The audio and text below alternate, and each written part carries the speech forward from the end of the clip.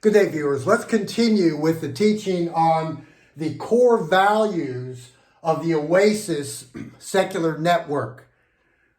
Reality is known through reason. Let's do number 2 today. Last week we talked about people are more important than beliefs. Now let's talk about this thing called reason. We've had the debate of faith versus reason for centuries. Reason is simply the power of the mind to think and to understand. Now, many people continue to choose faith in the supernatural, to know and to live in this realm of reality. Now, do we know exactly that we are living in reality? Could this be some alien from another planet, computer simulation? Highly unlikely. It's possible, but to my knowledge, we live in a realm of reality here. Now, the Christian perspective on reality, understanding it. The religious perspective. Now, the 6th century priest, Martin Luther, famous quote, "Reason is the devil's bride. It's Satan's beautiful whore." The book of Proverbs chapter 3, found in the Old Testament. Trust in God with all of your heart. Don't lean. Now here it is. Don't lean upon your own understanding. Acknowledge God in all of your ways, and God will direct your paths. Now many continue to hold on to faith over reason. Now I remember back, I don't remember, the late 70s or early 80s.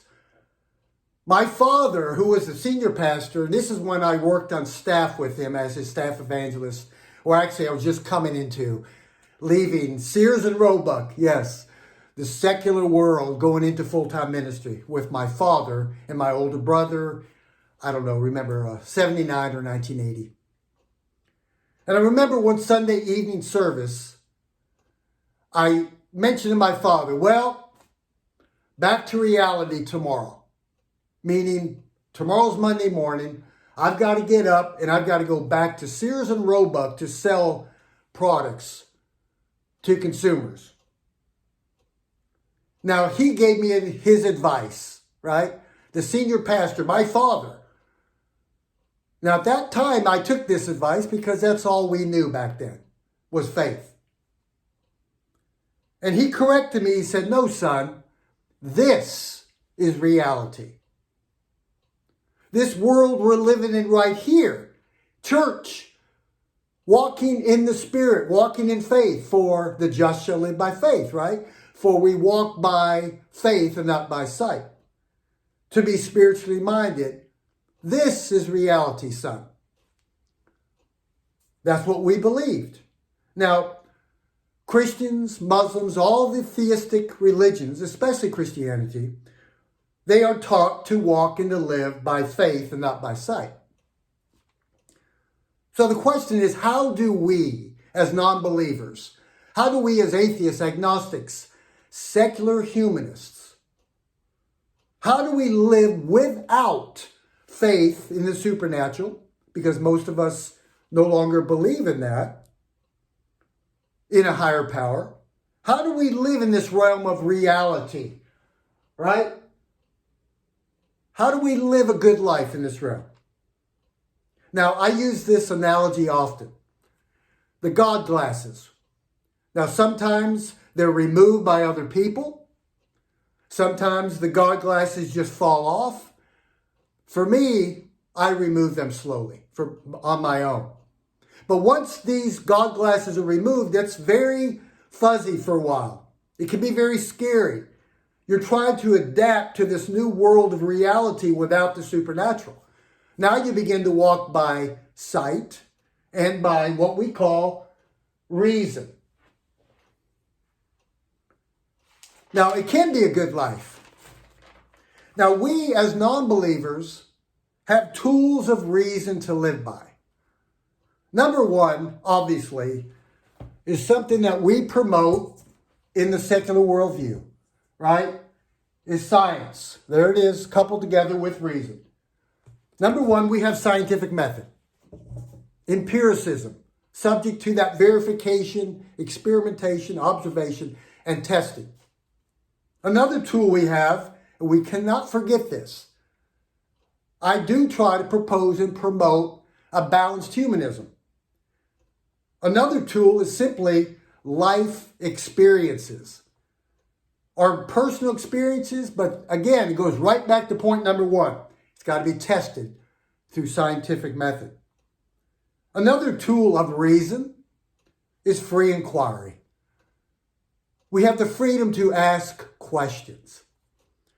Another one is the autonomy of mind. Notice the word autonomy and freedom often. We have free thinking. We form our own opinions based on reason, right? Right back to that word reason, the power of thought. We also have free exchange of ideas.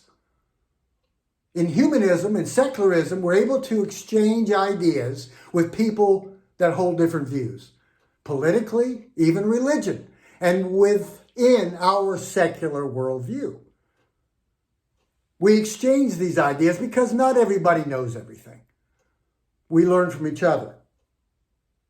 Another tool we have is open-mindedness, one of the 5 characteristics of a healthy-minded, emotionally secure person. And that goes across the board of humanity, not just non-believers, atheists, agnostics, but Christians and all the others as well. Another tool of reason we have are checks and balances. Very important to have those checks and balances. How about civil discourse and civil dissent? We have friendly, open-minded debate and dialogue without hating, without cutting people off because they have a different opinion. Now, these are simply tools of reason. These are ways that we can live right here in the realm of reality, no longer dependent on faith in the supernatural, through reason now. There's a quote I've used for many, many years. You may have heard me quote it. It's one of my favorites. The good life is guided by, number one, here it is, it's guided by reason. Number 2, informed by science and experience.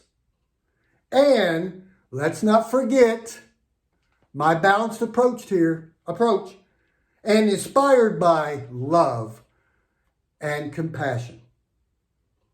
Thank you so much for watching. And remember, my friends, to let the light and the compassion of secular humanism shine. Have a wonderful day.